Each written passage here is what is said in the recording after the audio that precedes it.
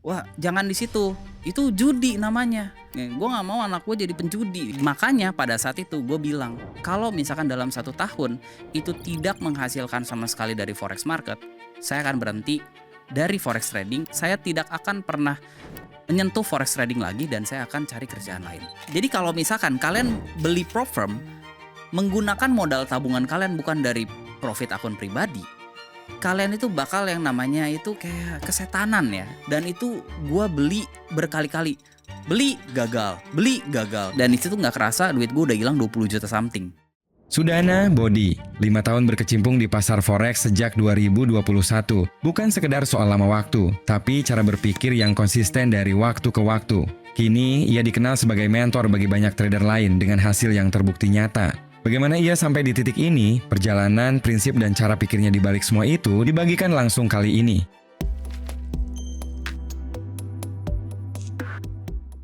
Halo Sudana, apa kabar? Apa kabar? Baik. Nah, akhirnya mampir juga nih ke MFX ya. Puji Tuhan. Mungkin buat teman-teman di rumah nih, penonton MFX banyak juga yang belum tahu siapa Sudana itu. Yeah. Bisa dijelasin nggak siapa sih sebenarnya Sudana? Oke, buat teman-teman yang belum kenal sebelumnya, perkenalkan nama gue Sudana Bodi ya. Gue udah berkecimpung di forex market ya, sebenarnya udah 5 tahun kurang lebih ya teman-teman ya.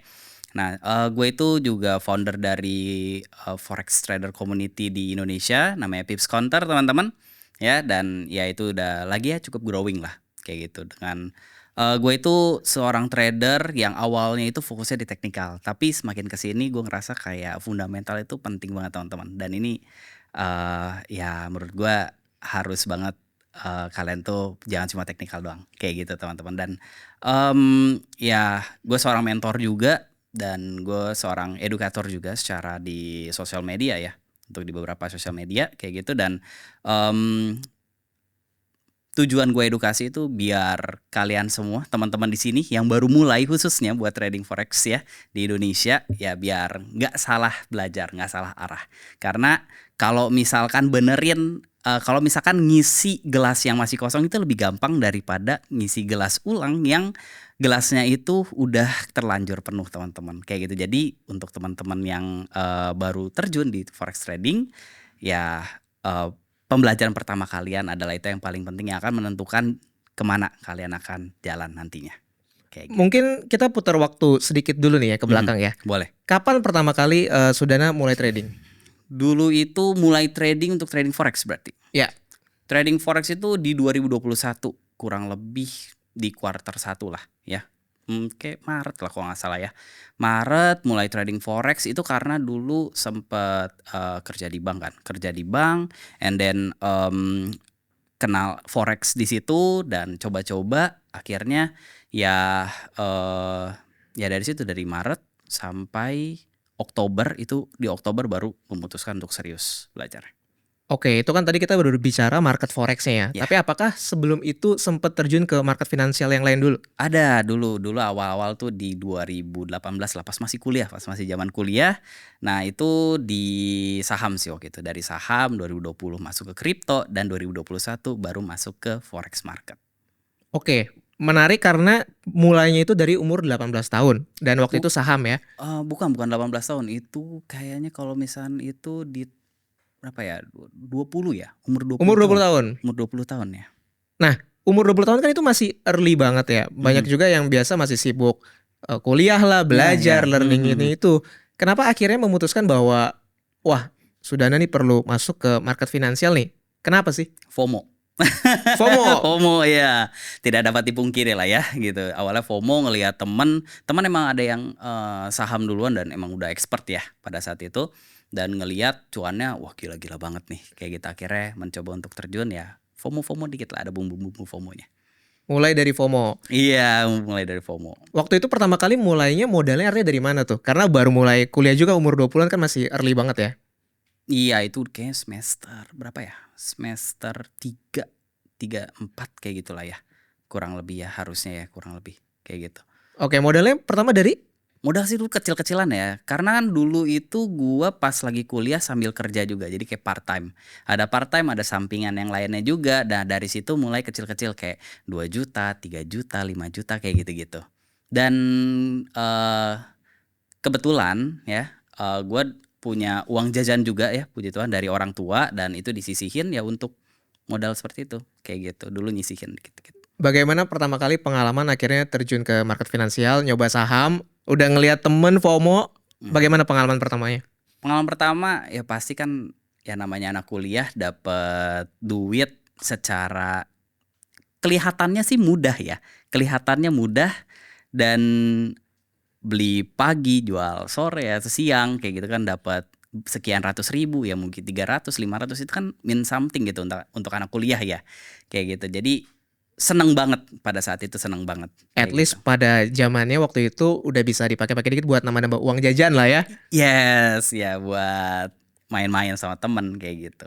Artinya dari pengalaman itu, waktu itu belajarnya memang dari temen aja, apa gimana? Pure dari teman aja. Oke.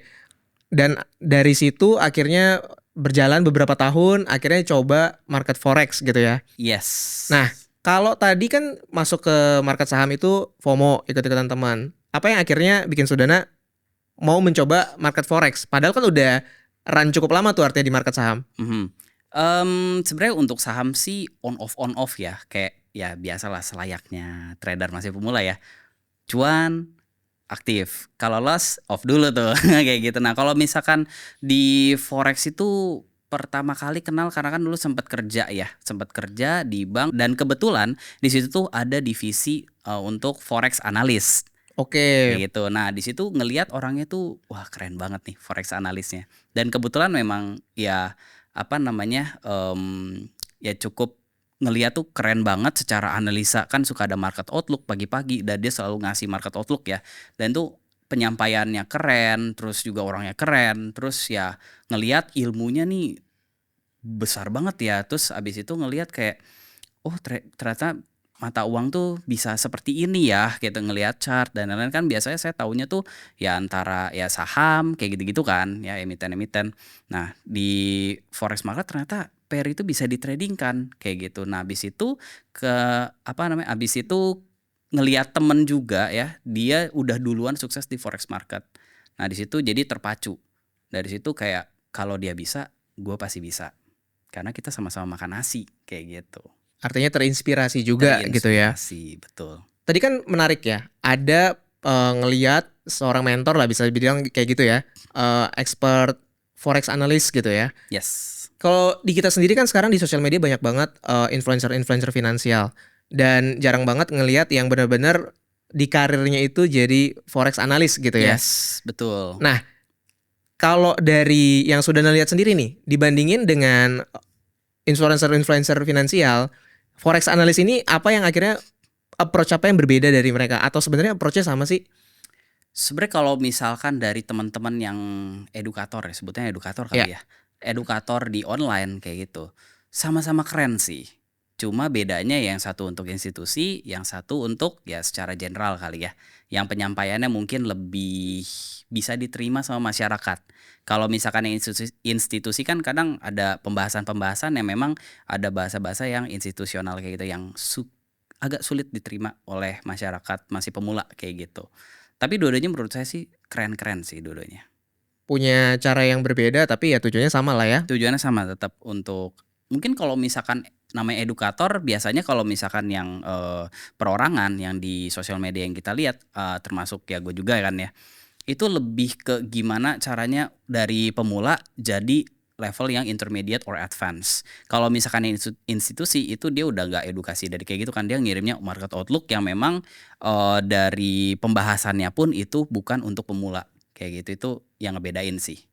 Dan artinya kalaupun pemula mau dengerin langsung forex expertnya, ya pasti perlu waktu buat memahami beberapa terminologi yang nggak umum di masyarakat gitu ya. Betul banget.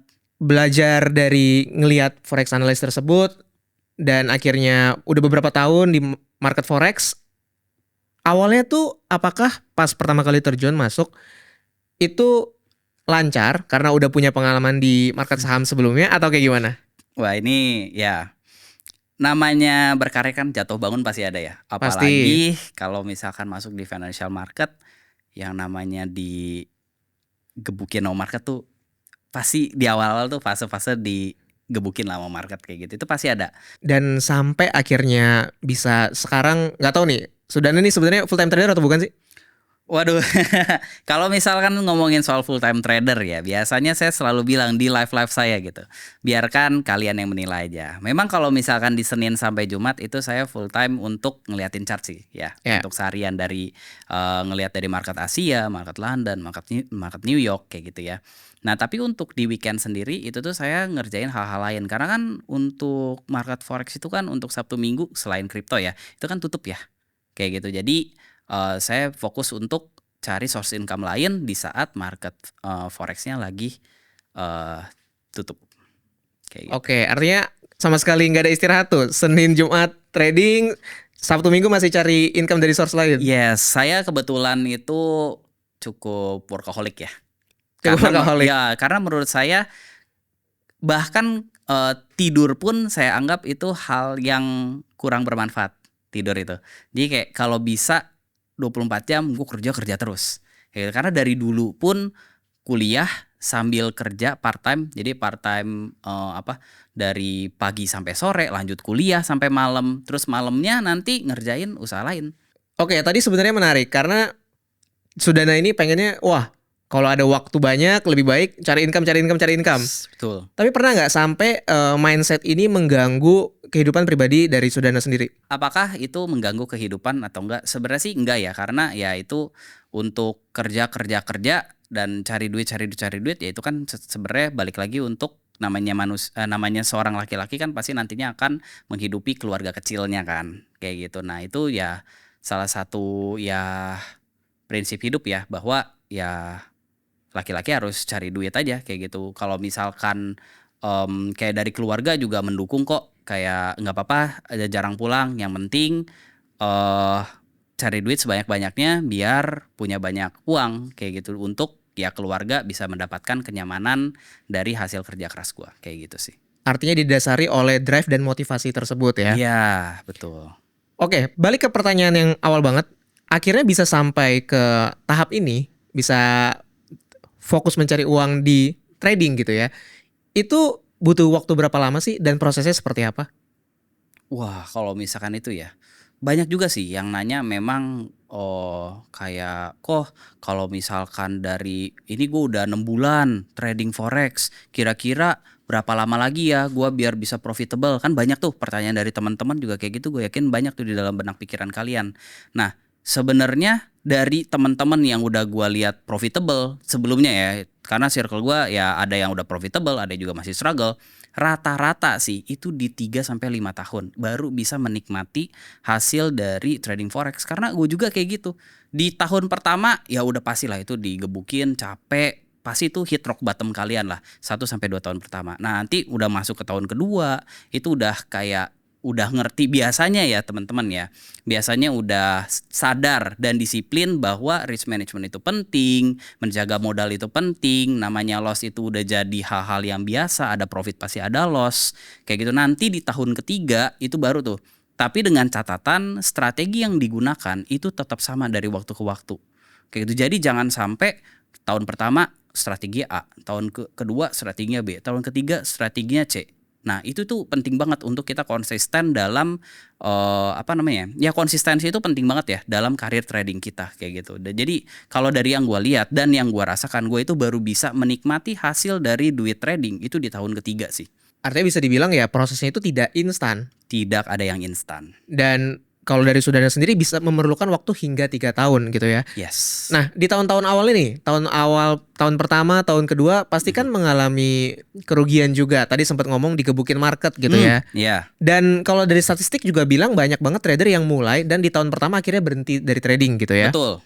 Nah, kenapa akhirnya waktu itu Sudana masih berpikir bahwa wah, udah digebukin market nih, tapi tetap mau ngelanjutin trading? Oke. Jadi ini lebih ke gini. Gue itu orangnya ngotot, teman-teman. Jadi kalau misalkan gue lihat nih, oh si A itu sukses di sini, gue juga pasti sukses. Bisa juga di situ kalau gue benar-benar niat. Dan gue tuh orangnya nggak suka untuk memecah fokus. Jadi kalau bisa gue fokus ke satu hal, pasti gue akan fokus ke satu hal. Jadi pada saat itu ya gue menyingkirkan hal-hal lain yang mengganggu fokus. Karena kan pada saat itu juga gue ada freelance fotografi juga. Albert. Nah, jadi gue singkirin dulu, gue stop dulu, dan gue fokus di forex market. Dan pada saat itu pasti banyak nih teman-teman dari forex trader Indonesia ya, pasti banyak yang bertanya ketika awal trading forex apakah ada pertentangan dari keluarga atau enggak. Dulu ya sempat ada, kayak makanya pada saat itu gue bilang tolong beri Sudana, tolong beri saya waktu 1 tahun. Kalau misalkan dalam 1 tahun itu tidak menghasilkan sama sekali dari forex market, saya akan berhenti dari forex trading. Saya tidak akan pernah menyentuh forex trading lagi, dan saya akan cari kerjaan lain, kayak gitu. Nah, pada saat itu kata kuncinya adalah yang penting menghasilkan. Jadi walaupun lo menghasilkan cuma $10 per bulan, kan kata kuncinya menghasilkan. Nah, jadi pada saat itu di tahun pertama adalah beberapa bulan konsisten $10, $20 kayak gitu ya. Walaupun itu kan kecil banget ya teman-teman ya. Waktu itu tuh kurs dolar tuh masih 15.500. $10 berarti 150.000 gitu ya. Dan itu sebulan, dapatnya sebulan 150.000, 300.000 gitu. Tapi kan kata kuncinya adalah yang penting bisa dapat. Walaupun ya kecil gede ya itu kan tergantung perspektifnya kayak gimana. Cuma kalau misalkan dihitung dari persentase modalnya itu hanya 1% per bulan teman-teman. Kayak gitu. Nah, di situ ngelihat bahwa udah bertekad, udah bilang ke orang tua juga, beri saya waktu 1 tahun. Kalau misalkan nggak ada pendapatan sedikit pun, saya akan berhenti. Dan pada saat itu ada pendapatan, tapi ya masih kecil memang. Nah, habis itu bilang lagi, beri saya 1 tahun lagi ya buat dapat yang ya buat ngelihat di sini stay sampai mana sih bisa jalannya kayak gitu, Albert. Sebenarnya waktu itu ketakutan dari keluarga, orang tua itu sebenarnya apa sih? Wah, ini apa namanya ya? Ini kayaknya udah jadi stigma di masyarakat ya, bahwa saham, forex, apalagi kripto ya teman-teman ya. Bahkan biasanya orang-orang tua tuh nyebutnya saham itu judi. Kayak gitu kan. Nah, itu kan pasti ada tuh. Ya, dari teman-teman mungkin pasti ada kayak gitu ya. Nah, di situ orang tua saya juga bilang kayak, wah jangan di situ, itu judi namanya. Gue nggak mau anak gue jadi penjudi, dibilang kayak gitu. Cuma kan waktu itu gue belajar sama teman, dan teman gue ini ngajarin risk management yang bagus banget, Albert. Jadi kayak dia ngajarin dalam 1 kali trade itu maksimal 1-2% per trade aja. Dan itu sangat kecil ya? Yes, 1-2% per trade. Dan dalam 1 hari itu cukup 2 kali entry saja. Berarti kan let's say kita pakai 2% per trade deh, kita ambil batasan paling atasnya, berarti 4% per hari. Untuk kita kena namanya margin call, itu kita butuh loss sebanyak 25 hari berturut-turut. Sedangkan kalau kita memang benar-benar belajar dan menerapkan risk management, seharusnya nggak akan pernah margin call itu. Orang sial mana yang 25 hari berturut-turut itu minus. Itu namanya itu udah bukan probabilitas di market lagi ya, gitu ya. Tapi itu memang ada yang something wrong dari kalian kayak gitu loh. Kalau misalkan sampai 25 hari loss berturut-turut kayak gitu. Dan itu gue terapin, dan bener aja. Equity gue tuh equity gue tuh ya pada saat itu nggak growth, nggak minus jauh juga gitu. Minus sih tetap ada, namanya juga masih belajar. Dan waktu itu kan tidak mungkin menjelaskan kepada orang tua dengan cara seperti itu. Yes. Pama ini cuma 2%, tidak mungkin seperti Tidak itu mungkin, gitu ya. nggak bisa diterima itu. Dan akhirnya sampai kedua orang tua menerima, ini oke, nggak apa-apa, Sudana lanjut trading aja. Itu di momen apa sih? Nah, sebenarnya waktu itu tuh yang nggak terima itu mama kebetulan. Oke. Ya, papa itu sempat ada penolakan di awal, tapi waktu itu sempat pakai uang dia dan berakhir profit waktu itu ya, berakhir profit, tapi uangnya kan terlalu besar, jadi secara mental itu belum siap untuk dana segitu. Tapi pada saat itu ya udah profit sekian, dibalikinlah ke dia, dan dia ngerasa, oh kok si Sudana ini bisa making money nih, kayak gitu kan. Kok dibalikinnya ada profit splittingnya lah kayak gitu ya. Kok ada bisa dapat duit nih. Akhirnya dia percaya, tapi kalau mama tuh masih skeptis kayak gitu. Nah, untuk ngasih biar dia percaya, ya yang gue bilang tadi, Albert, kasih waktu 1 tahun. Dari 1 tahun itu kalau misalnya jadi something ya udah lanjut. Kalau misalnya jadi nothing ya udah selesai. kayak gitu. Dan pada akhirnya gimana cara percaya? Ya money talks lah, Albert. Pada akhirnya hasil resultnya itu yang berbicara ya. Result yang berbicara kayak gitu. Karena kita kalau mau ngubah mindset orang itu kan susah banget ya. Apalagi kalau misalnya mamah gue itu cukup keras kepala ya. Jadi nggak bisa digoyang tuh pakai kata-kata. Tapi kalau pakai result, ya lu lihat saya sendiri kayak gitu kan. Ya udah, mau ngomong apa lagi dia kayak gitu. Seru banget, dan aku yakin teman-teman di rumah pasti banyak juga yang relate dengan masalah seperti ini gitu Pasti ya. banyak banget. Ada ratusan peluang trading tiap hari, tapi mana yang paling berarti? Kenali peluang yang tepat dan masuk ke market dengan cepat, didukung platform yang membantu Anda mengambil keputusan trading lebih baik. Trading Gold, Index, dan Forex dengan EMAFX. Dan buka akun demo sekarang melalui link di kolom deskripsi. Penasaran, setelah akhirnya mereka menerima, berjalan beberapa tahun, bagaimana pandangan mereka terhadap Forex atau trading sekarang? Kalau pandangan ya, jujur waktu itu mamah gue itu sampai datang ke kamar gue, terus dia bilang, mama juga mau belajar trading kayak Sudana kayak gitu ya. Karena di rumah tuh panggilnya Odi gitu ya. Jadi kita kalau manggil Sudana tuh agak apa ya, agak canggung ya gitu. Mama juga mau belajar kayak Odi gitu kan. Cuma kan ya ini waktu itu gue tolak kayak gitu. Karena ya mama udah hidup santai-santai aja lah biar anaknya yang kerja kayak gitu. Jadi ya seperti itu, akhirnya berubah juga. Dia akhirnya percaya seperti itu. Dan alasan menolaknya waktu itu dari Sudana sendiri lebih kemana sih? Lebih ke mental. Karena kan tahun pertama pasti digebukin karena market. Nah gue tahu karakteristik mama gue tuh seperti apa. Dia itu ya kemungkinan bisa yang kena itu namanya revenge trading. Itu gede banget kemungkinannya. Karena gue tahu watak mama gue. Jadi abis dari situ jangan mah, biar Odi aja gitu. Lagian juga udah tua juga kan, udah berumur juga kan, dan dia udah punya income yang cukup stabil. Dan kalau misalkan butuh uang, kalau kita ngomongin uang sampingan ya dari gua aja kayak gitu loh. Seperti itu sih. Kalau ngelihat mamanya Sudana sendiri tadi sebenarnya menggambarkan banget, banyak banget orang-orang yang akhirnya mau coba trading, ikut-ikutan teman dan langsung nanya tuh, gue mau trading nih, mau coba dong. Dan artinya ada beberapa orang yang kita bisa lihat dari awal, kayaknya orang seperti ini tidak cocok atau belum siap untuk masuk ke dunia trading. Oke. Nah, kalau menurut Sudana gimana? Oke, gini.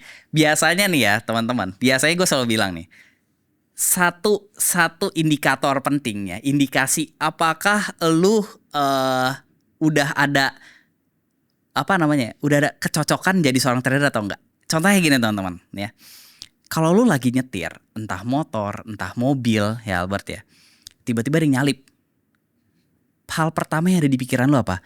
Apakah lu akan berkata kasar, emosi, atau oh ya udah kayak gitu. Kalau misalkan lu ada pikiran sedikit aja untuk lu mau kata kasar, atau lu pengen marah gitu, atau lu ada kekesalan hati, itu udah tanda-tanda yang kurang bagus. Kenapa? Karena artinya lu emosian. Sedangkan kalau misalnya jadi seorang trader, emosi itu adalah senjata yang terbaik dan terburuk. Itu kayak double edged sword, Albert.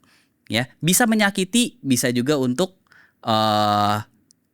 untuk kebaikan lo, kayak gitu.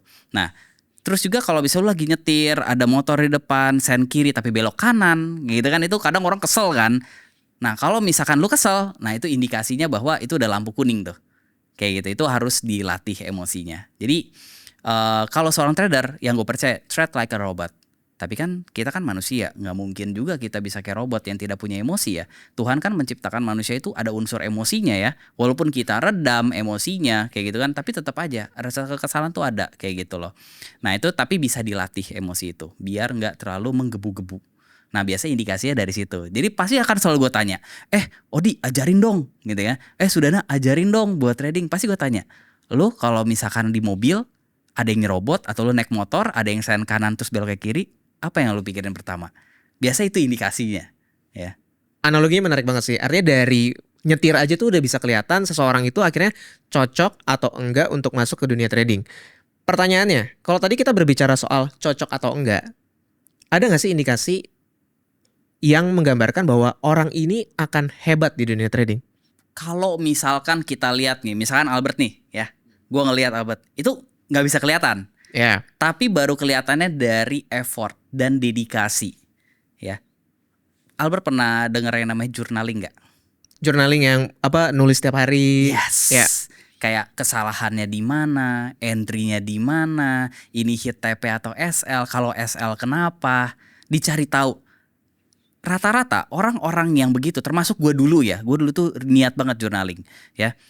Rata-rata orang yang kayak gitu, yang bisa men-spot kesalahan dia itu di mana dan untuk diperbaiki di kemudian hari, rata-rata dari komunitas gue itu yang kayak begitu tuh chance untuk suksesnya tuh lebih bagus, lebih besar daripada orang yang kalau misalnya kena SL cuma pakai feeling, oh itu karena lagi bad day aja kali ya gitu kan, nggak ada reason validnya gitu loh kenapa kena SL. Jadi kita tuh kalau misalnya jadi trader itu kita selalu belajar setiap hari selama kita trading. Karena kita harus menjadi pribadi yang lebih baik dari yang kemarin. Be better every day. Kalau ada kesalahan, perbaiki. Jangan pakai feeling, tapi kita berdasarkan ya jurnal itu. Kayak gitu. Nah, dari situ baru kelihatan tuh chance-nya. Apakah orang ini punya kesempatan untuk bisa melangkah lebih jauh di forex market atau enggak. Kayak gitu sih Albert. Oke, artinya kalau dari situ memang kelihatan trading itu adalah sebuah kegiatan yang sangat logical, sangat rasional gitu. Bahkan tadi Sudana sendiri sempat bilang mesti kayak robot gitu ya. Yes. Nah, yang menarik juga tadi sempat mention waktu pertama kali manage uang dari bokap gitu ya. Itu akhirnya ngerasa wah ini kayaknya dadanya terlalu besar nih buat pertama kali handle gitu ya. Betul. Apakah sebenarnya di dalam mental itu sendiri itu ada level-level yang berbeda juga? Level-level yang berbeda. Biasanya kalau misalkan level sih nggak pernah ada nyebutin level gimana ya. Tapi biasanya memang dari setiap trader yang ya gua kenal ya. Apalagi yang ya gua alamin sendiri lah ya sebagai seorang trader ya. Pasti ada fase di mana yang pertama itu fase yang paling, kalau ibaratkan tangga ya, anak tangga paling bawah itu biasanya yang ngalamin margin call atau big loss. Biasanya tuh di level ini ya, di anak tangga ini itu orang-orang yang belum ngerti money management, terus juga belum ngerti disiplin di forex market seperti apa. Nanti naik level kemana? Ke small loss. Ya, jadi lossnya itu kecil-kecil. Yang biasanya kena margin call, lossnya 30%, 40%. Nah itu udah berubah mungkin jadi lossnya 15%, 10%. Jadi udah nggak gede-gede lagi. Biasanya itu udah mulai tahu, oh ternyata di dunia trading, di dunia financial itu ada yang namanya money management. Kayak gitu. Nanti naik level lagi apa? Break even. Nah break even ini paling banyak gue temuin nih di komunitas gue ya. Dimana setiap bulan ketika lu tutup buku itu nggak minus, nggak loss. Jadi kadang tuh di bulan ini profit kecil ya, mungkin kayak profitnya 1%, tapi di bulan depan minus 1%. Berarti kan kalau ditotalin break even sebenarnya. Itu kayak jalan di tempat kayak gitu. Nah biasanya teman-teman yang udah di level break even kayak gitu, itu biasanya tuh udah mulai disiplin risk management. Tapi secara analisa masih agak lucu-lucu tuh ngegambar-gambarnya. Apalagi kalau misalkan ya secara gambar teknikal ya kita nyebutnya gambar-gambar. Kalau misalkan analisa fundamentalnya ya itu masih ada beberapa logika yang nggak cocok kayak gitu ya. Kalau misalkan dari break even itu naik ke profit ya. Kenapa gue nyebutnya level profit? Kenapa nggak small profit and big profit? Karena profit besar kecil tetaplah profit ya. Jadi gua nggak mengklasifikasikan small profit and big profit kayak gitu. Karena kenapa gua ngeklasifikasiin orang tuh kayak levelnya itu ada yang big loss sama ada yang small losing ya. Itu karena satu-satunya hal di dunia trading ini yang bisa kita atur itu adalah risk kita, resiko yang kita gunakan, money management yang kita gunakan. Sedangkan kalau profit itu tidak bisa kita atur secara pasti. Walaupun let's say kita ngomongin TP gua risk reward 1:3 always. Tapi apakah lo akan dapat 1:3 setiap hari? Apakah lo akan dapat setiap 1:3 itu di setiap trade? Nggak bisa. Itu udah faktor eksternal yang tidak bisa kita bikin itu jadi fix gitu ya. Beda dengan resiko. Makanya small and big profit it's still profit. Jadi tetap syukuri profit kalian besar atau kecil itu relatif. Tapi tetap namanya itu adalah profit dan disyukuri aja. Kayak gitu itu level-levelnya sih. Jadi mungkin ada 4 tingkatan ya. 4 tingkatan. Bagaimana akhirnya kita bisa berpindah dari handle nyaman modal yang lebih kecil sampai akhirnya bisa handle modal yang lebih besar sih? Oke, itu menarik ya. Berarti untuk naikin mental ya Albert ya. Nah ini tips sih biasanya yang gue terapin. Jadi contoh, dulu itu gue tradingnya itu pakainya $1.000 teman-teman. Makanya 1% itu $10 ya.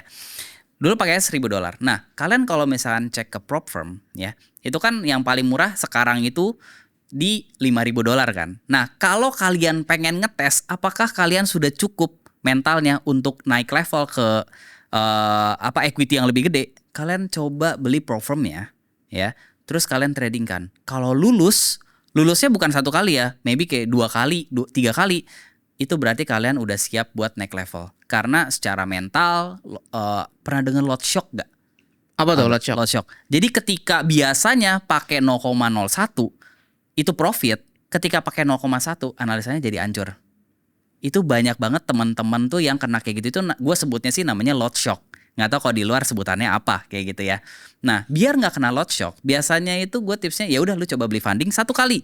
Tapi beli fundingnya itu harus menggunakan profit dari akun pribadi. Jadi bukan nguras modal. Nah yang tips kedua itu coba pakai demo account dulu. Nah orang bilang demo account itu kan mainan anak-anak. Ya kan? Banyak. Garil katanya. Garil, mentalnya nggak diuji kayak gitu. Tapi demo account itu bisa ngelatih mata kalian biar terbiasa lihat floatingan yang gede. Itu penting.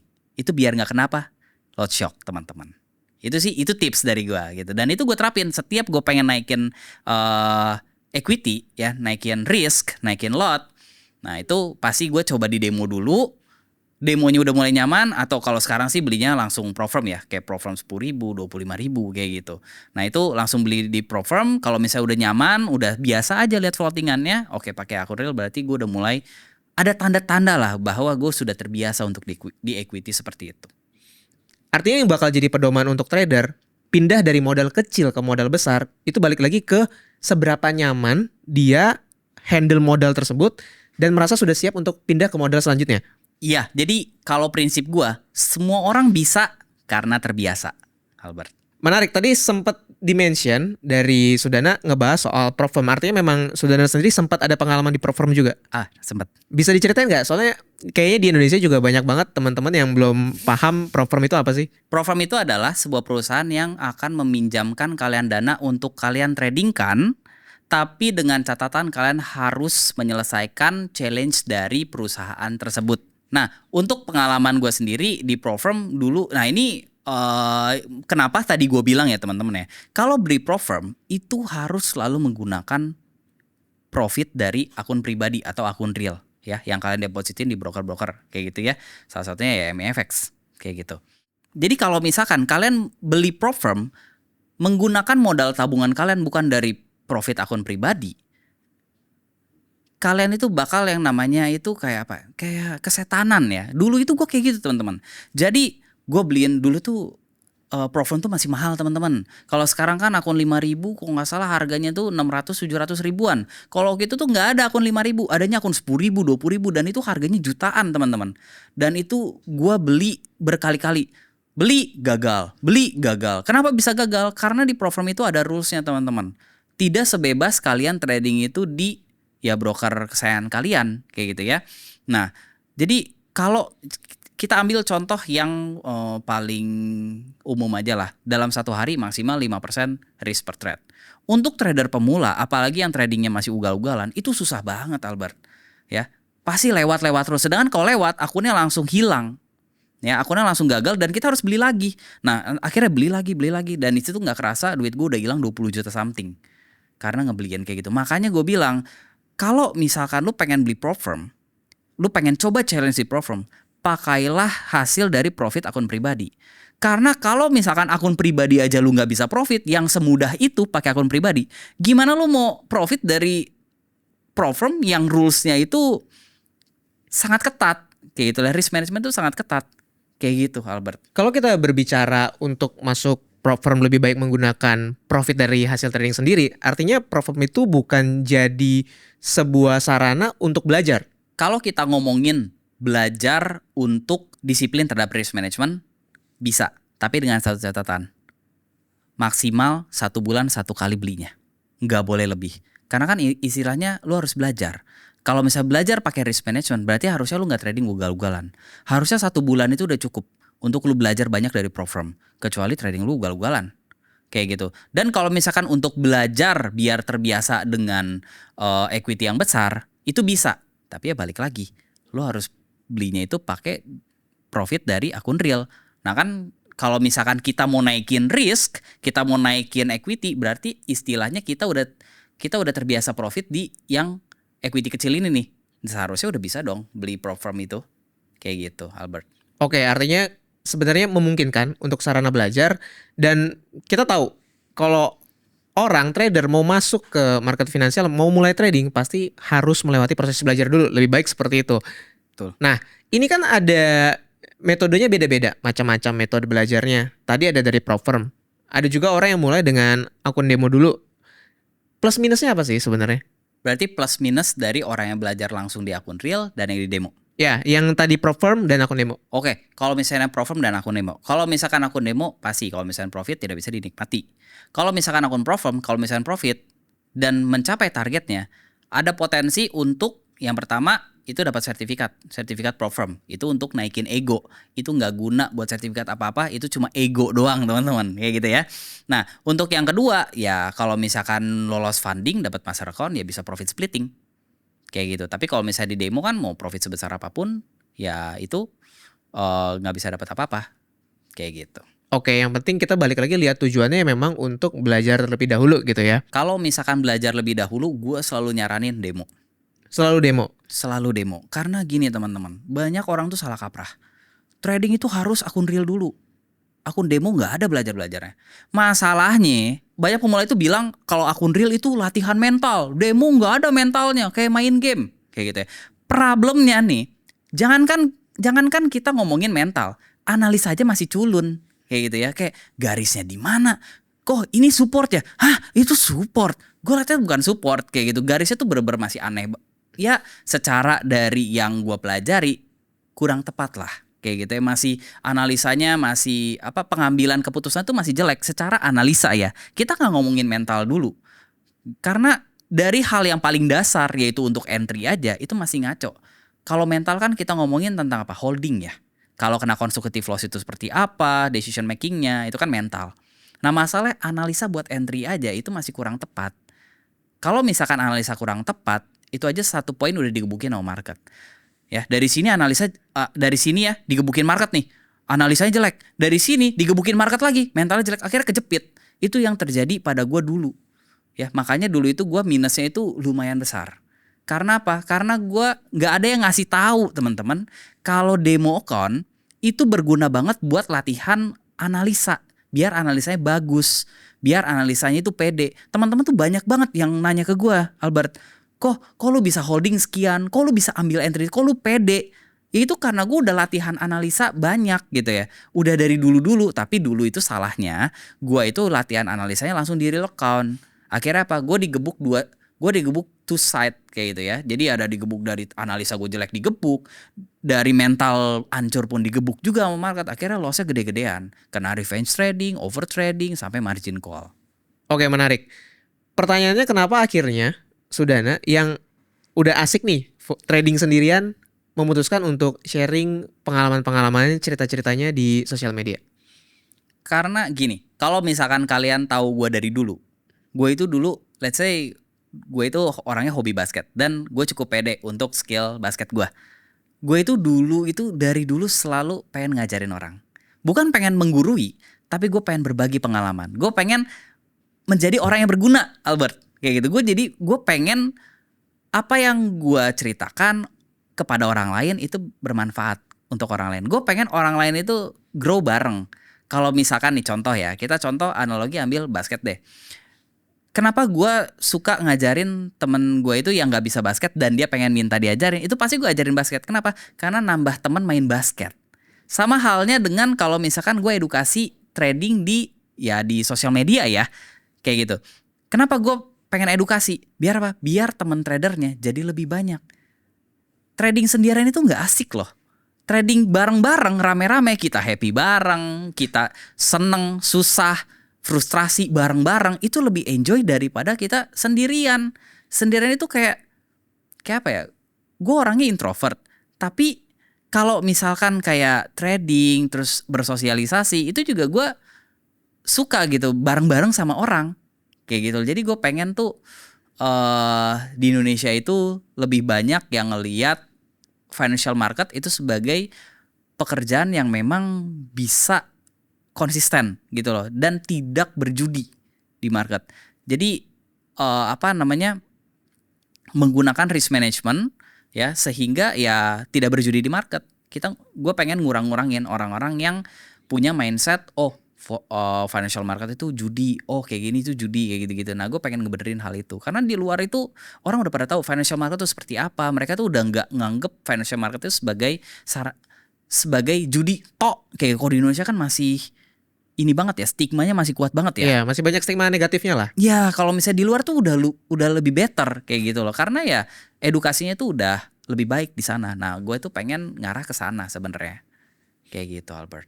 Artinya dari motivasi sendiri, ketertarikan untuk suka edukasi orang lain, akhirnya sampai sharing di sosial media dan akhirnya bikin komunitas juga. Ya, betul. Nah, kalau di komunitas sendiri, apa cerita member komunitas yang paling menarik dan lu ingat sampai sekarang? Nah, kalau misalkan ngomongin cerita yang paling gue nggak nyangka sih sebenarnya ya, gue gitu kayak edukasi ini orang tuh kayak ya udah edukasi tipis-tipis lah, dan si orang ini tuh masih baru nggak disebut baru banget sih ya, setahun di forex market waktu itu ikut komunitas gue, dan ya sempat belajar di sana karena kan komunitas gue itu fokusnya itu untuk edukasi. Jadi memang gue kasih fasilitas untuk belajar tuh kayak Zoom untuk belajar, refreshment one-on-one, terus juga gue kasih modul-modulnya, gue ada webinarnya juga. Nah, itu kan semua fasilitas itu untuk mendukung orang itu biar teredukasi, biar lebih ya menjadi orang yang lebih better menjadi trader lah yang lebih better dari sebelumnya kayak gitu. Nah, gue gak nyangka si orang ini itu ngasih chat ke gue gitu lagi kayak biasa aja gitu ya, lagi sehari-hari. Gue kaget dia beli PCX sama dia ngumrohin keluarganya. Berarti artinya edukasi gue ya setidaknya untuk orang inilah. Edukasi gue itu berhasil untuk membawa dia menjadi trader yang lebih baik. Dan di situ kayak wah gila ya.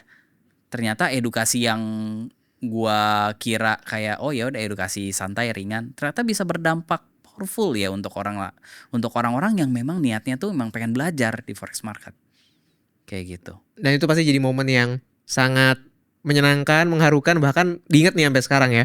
Ya itu yang paling diingat ya. Cuma kalau misalnya yang lainnya kayak ada yang thank you ya udah WD sekian, thank you udah WD, itu juga gue inget-inget juga orang-orangnya kayak gitu, kayak itu pengalaman-pengalaman yang karena kan emang tujuan gue edukasi tuh untuk biar orangnya tuh bisa mancing ikan sendiri ya, daripada orangnya ini nungguin dikasih ikan. Yeah.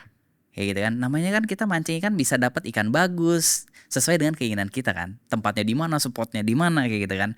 Nah, kalau misalnya nungguin dikasih ikan, kadang ikan busuk dikasih ya ke itu ya. Jadi ya dengan adanya orang-orang ini ngasih testimoni kayak gitu, kayak wah bikin gue makin semangat lagi nih untuk edukasi.